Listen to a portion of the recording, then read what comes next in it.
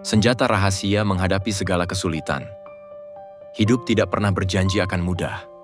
Dan jika kamu merasa sekarang sedang tersesat di tengah masalah, itu bukan karena kamu gagal, tapi karena kamu hidup. Setiap manusia pasti melewati kesulitan. Yang membedakan bukan siapa yang paling sedikit ujiannya, tapi siapa yang memiliki senjata rahasia untuk menghadapinya. Bukan pedang, bukan pelindung, bukan tameng, tapi sebuah cara berpikir. Sebuah kebijaksanaan yang membentengi hati saat dunia terasa tak masuk akal. Hari ini, kita akan bicara tentang senjata itu. Sebuah kekuatan dalam dirimu yang mungkin selama ini terlupakan. Kekuatan yang bisa membuatmu tetap berdiri, bahkan saat semuanya runtuh. Sebelum lanjut ke poin pertama, pastikan Anda sudah menekan tombol subscribe dan mengaktifkan lonceng notifikasi agar tidak ketinggalan video-video menarik lainnya. Mari kita lanjut. 1. Terima bahwa hidup tak harus sempurna. Kebanyakan orang hancur bukan karena apa yang terjadi dalam hidup mereka, tapi karena harapan mereka tentang bagaimana seharusnya hidup itu berjalan. Mereka membayangkan hidup yang ideal, tanpa masalah, tanpa luka, tanpa hambatan. Dan ketika kenyataan tak seindah harapan, yang muncul bukan penerimaan, tapi penolakan. Mereka marah, kecewa, merasa dunia tidak adil. Padahal, bukan dunia yang salah. Mungkin hanya ekspektasinya yang terlalu muluk. Dalam filosofi stoikisme, ini disebut sebagai mengalami penderitaan ganda. Satu karena kenyataan, dan satu lagi karena penolakan terhadap kenyataan itu sendiri. Marcus Aurelius, salah satu filsuf stoik yang hidup di tengah tekanan sebagai kaisar Romawi, pernah menulis, Anda memiliki kekuasaan atas pikiran Anda, bukan atas peristiwa luar. Realize this, and you will find strength. Kita memang tidak bisa mengendalikan apa yang terjadi di luar diri kita. Kematian, kehilangan, kegagalan, pengkhianatan. Tapi kita bisa mengendalikan bagaimana kita merespon semua itu. Dan disitulah letak kekuatan sejati.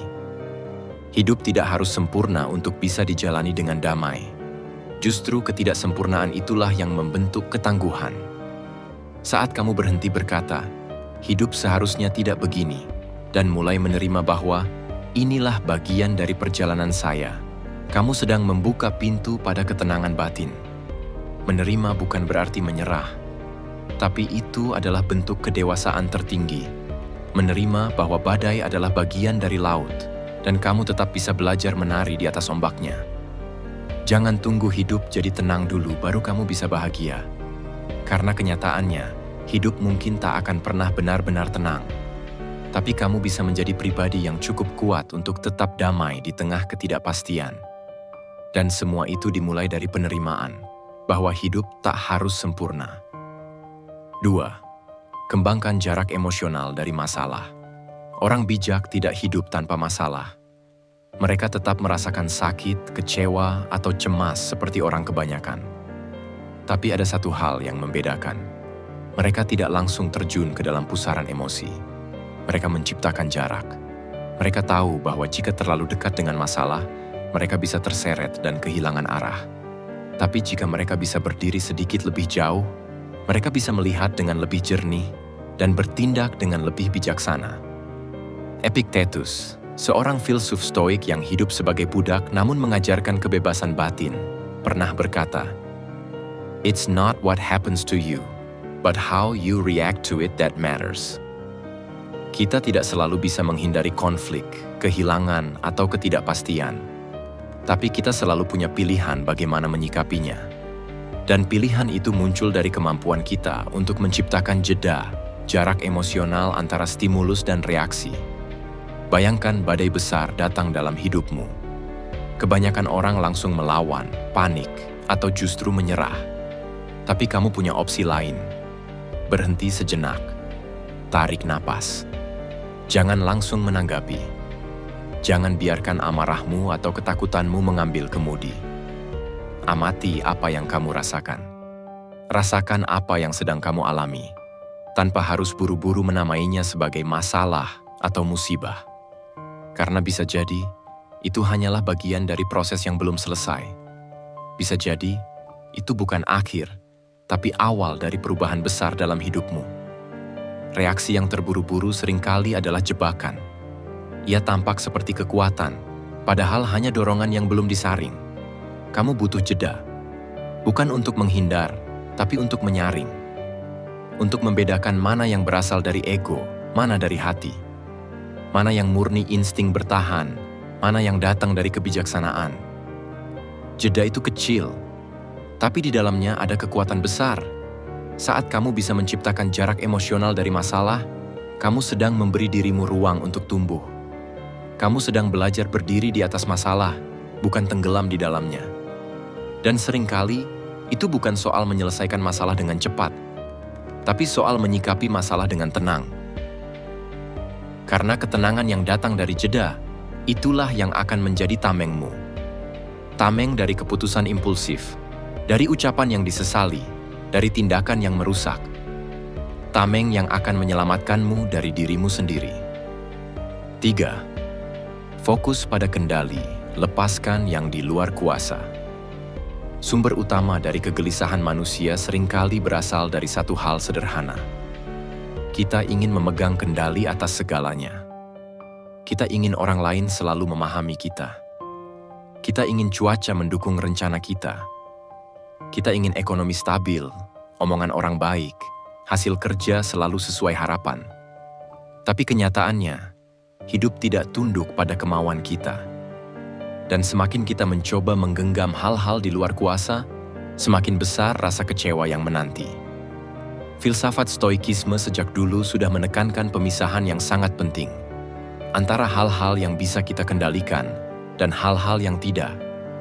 Epictetus berkata, gunakan yang terbaik dari apa yang ada dalam kuasa Anda dan ambil yang lainnya sebagaimana terjadi. Dengan kata lain, lakukan yang terbaik dengan apa yang ada di tanganmu dan biarkan semesta bekerja dengan caranya sendiri. Kendalikan niatmu, kendalikan usahamu, kendalikan bagaimana kamu memilih pikiranmu setiap pagi, bagaimana kamu memperlakukan orang lain, bagaimana kamu merespons kegagalan. Tapi setelah itu, lepaskan. Jangan memaksakan hasil. Jangan terikat pada ekspektasi, karena hasil itu berada di luar wilayah kendali. Banyak orang berpikir melepaskan hasil adalah bentuk menyerah. Padahal justru sebaliknya, itu adalah bentuk tertinggi dari kepercayaan. Bukan kepercayaan pada nasib kosong, tapi kepercayaan pada proses, pada waktu, pada hidup itu sendiri. Kamu sudah berjalan sejauh ini. Kamu sudah berjuang. Maka percaya bahwa apa yang datang nanti adalah pelajaran atau hadiah. Dan terkadang, keduanya sekaligus. Karena hidup seringkali tidak memberi apa yang kamu inginkan, tapi ia akan memberi apa yang kamu butuhkan. Dan kamu hanya akan menyadarinya jika kamu berhenti memaksa dan mulai mengamati.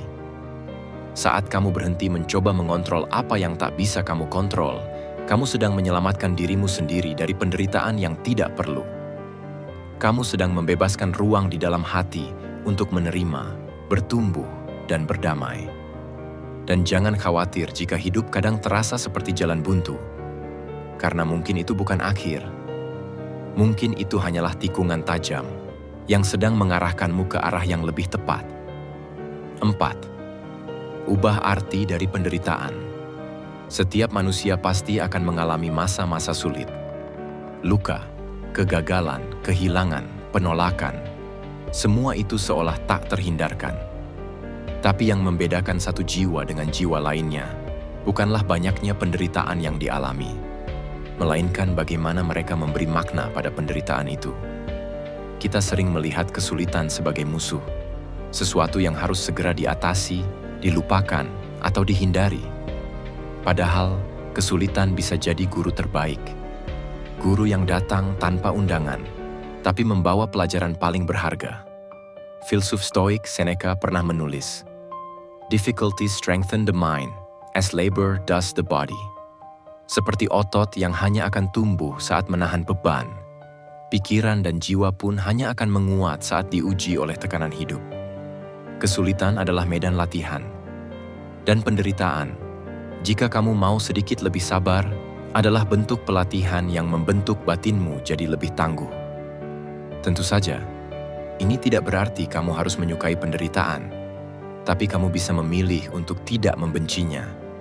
Kamu bisa memilih untuk menggalinya, mencari pesan di balik rasa sakit, menemukan arti di balik keruntuhan. Penderitaan tidak akan menghancurkanmu jika kamu mengubah cara kamu melihatnya. Ketika kamu berhenti melihatnya sebagai kutukan dan mulai melihatnya sebagai jalan pendewasaan. Mungkin ini adalah latihan kesabaran, latihan untuk menunda keinginan, untuk melepaskan keterikatan, untuk membangun ketahanan batin yang sebelumnya belum kamu miliki. Mungkin ini cara hidup membentuk jiwamu agar lebih kokoh, karena tanpa goresan, hati tak akan belajar menyembuhkan. Dan tanpa badai, kamu tak akan tahu bahwa kamu punya akar yang kuat. Mungkin juga ini adalah cara Tuhan menyingkirkan sesuatu dari hidupmu, bukan untuk menghukummu, tapi untuk memberi ruang bagi sesuatu yang lebih baik. Kadang kehilangan bukan akhir, tapi awal dari penataan ulang hidupmu. Ubah pertanyaan dari, "Mengapa ini terjadi padaku?" menjadi, "Apa yang bisa kupelajari dari ini?" Itu adalah lompatan dari korban menjadi pembelajar, dari pasrah menjadi bijak. Karena pada akhirnya, penderitaan hanyalah peristiwa. Arti yang kamu berikan padanya, itulah yang menentukan apakah kamu akan runtuh atau justru tumbuh. Dan ketika kamu berhasil mengubah arti dari penderitaan, kamu tidak hanya menyelamatkan dirimu dari luka. Kamu sedang membangun versi dirimu yang lebih kuat, lebih sadar, dan lebih utuh. 5. Gunakan keheningan sebagai tempat berteduh. Di dunia yang begitu riuh, dengan notifikasi yang tak pernah berhenti, opini yang saling bertabrakan, dan tuntutan yang terus mengejar, mudah sekali untuk kehilangan diri sendiri. Kita menjadi reaktif, gelisah, dan lelah. Bukan hanya karena dunia terlalu bising, tapi karena kita tak tahu lagi kemana harus bersembunyi. Tapi ada satu tempat yang tak bisa diambil siapapun. Sebuah ruang sunyi yang tak terjamah keramaian. Bukan tempat di luar, tapi tempat di dalam. Keheningan. Keheningan bukan sekadar diam, bukan hanya tidak bersuara, tapi sebuah keadaan batin di mana kamu berhenti mengejar, berhenti bereaksi, dan mulai mengamati. Seperti oase di tengah padang gurun pikiran yang kacau. Marcus Aurelius, kaisar sekaligus filsuf, pernah menulis, "Sekarang tidak ada tempat di mana manusia dapat menemukan tempat yang lebih tenang atau tidak terganggu daripada di dalam hatinya sendiri." Tak ada tempat perlindungan yang lebih tenang daripada jiwamu sendiri. Dan hanya dalam keheningan, kamu bisa mencapainya. Keheningan bukan tanda lemah. Justru disitulah kekuatan tersembunyi. Saat kamu duduk bersama dirimu sendiri, tanpa topeng, tanpa distraksi, tanpa validasi, kamu sedang bertemu dengan versi paling jujur dari dirimu. Di sana kamu berdialog dengan hati, bukan ego. Di sana kamu menyembuhkan luka yang tak pernah kamu beri waktu untuk bicara. Dan perlahan, kamu mulai menata ulang arah hidupmu. Ketika kamu membiarkan keheningan berbicara, kamu akan mendengar sesuatu yang dunia luar tak bisa berikan. Kejelasan. Kamu mulai tahu mana yang benar-benar penting, mana yang hanya kebisingan semu. Kamu menyadari bahwa banyak hal yang membuatmu lelah, ternyata bukan karena berat, tapi karena kamu terus memikirkannya tanpa memberi ruang untuk diam.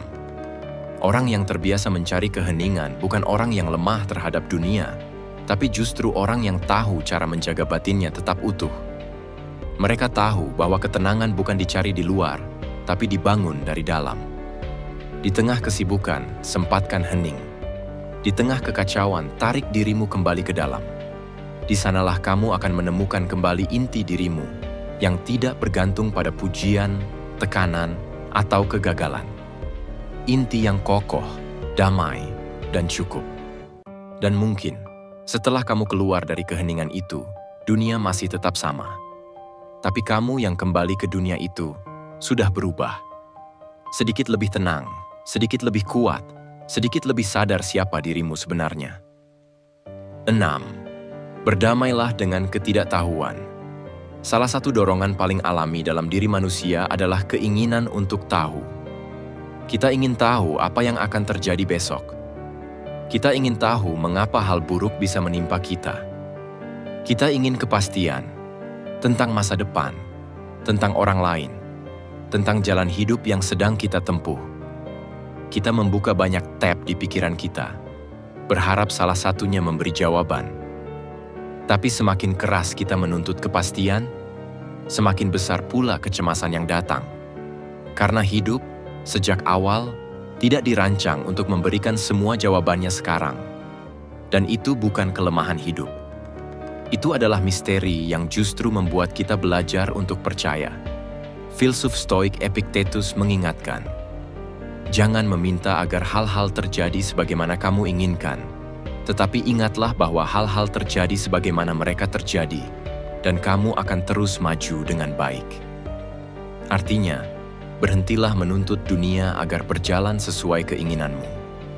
Belajarlah menerima bahwa hidup berjalan sebagaimana mestinya, dan disitulah kamu akan menemukan kedamaian. Berdamai dengan ketidaktahuan bukan berarti menyerah, bukan juga pasrah tanpa usaha. Tapi itu adalah bentuk kebijaksanaan untuk mengakui keterbatasan manusia. Kita bisa merancang rencana terbaik, berdoa sekuat mungkin, bekerja sekeras tenaga. Tapi hasil akhirnya tetap misteri. Dan misteri itu bukan untuk ditaklukkan, tapi untuk dihormati. Kita tidak tahu apakah jalan yang kita pilih akan membawa bahagia atau luka.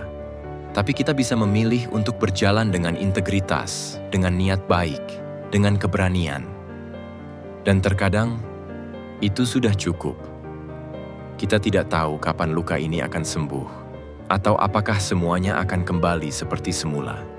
Tapi kita bisa tetap hadir, tetap hidup satu hari pada satu waktu. Itu bukan kelemahan. Itu adalah kekuatan yang tenang. Orang yang kuat bukanlah orang yang tahu segalanya, tapi orang yang bisa tetap melangkah, bahkan ketika peta hidupnya masih kabur. Mereka tidak membiarkan ketidaktahuan melumpuhkan mereka. Justru di dalam kabut itulah mereka belajar tentang iman, tentang kesabaran, tentang menerima bahwa tidak semua hal harus dijawab sekarang. Dan beberapa mungkin memang tidak akan pernah terjawab. Dan dalam proses menerima itu, kamu akan merasakan sesuatu yang aneh. Kamu jadi lebih ringan, lebih tenang, lebih hadir. Karena kamu berhenti bergantung pada jawaban dan mulai bersandar pada kepercayaan.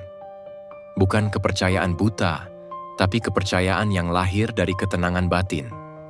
Bahwa apapun yang terjadi, kamu akan mampu menjalaninya. Bahwa hidup tak harus pasti, untuk tetap bisa dijalani dengan berani. Senjata rahasia dalam menghadapi kesulitan bukanlah sesuatu yang bisa kamu genggam, bukan pula sesuatu yang bisa dibeli. Ia bukan pedang atau perisai, bukan kekuatan fisik atau kecerdasan semata.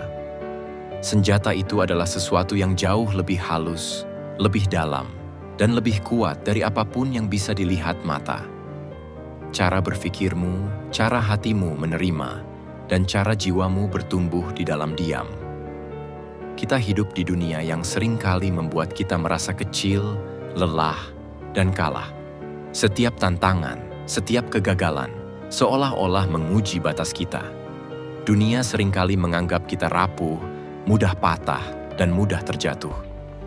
Namun ingatlah bahwa kekuatan sejati bukan tentang tidak pernah jatuh. Kekuatan sejati adalah keberanian untuk tetap bangkit meskipun dunia belum berubah, meskipun keadaan belum membaik. Kadang, dunia tidak akan memberikan kita jawaban yang kita harapkan. Tapi kita masih bisa memilih bagaimana cara kita meresponnya. Mungkin kamu tidak bisa mengubah dunia, mengubah orang lain, atau mengubah takdir yang datang. Tapi kamu masih bisa mengubah caramu berdiri di atas dunia ini. Kamu bisa mengubah cara kamu memandang kesulitan, cara kamu memilih untuk bertahan, dan cara kamu melangkah meski jalan terasa gelap.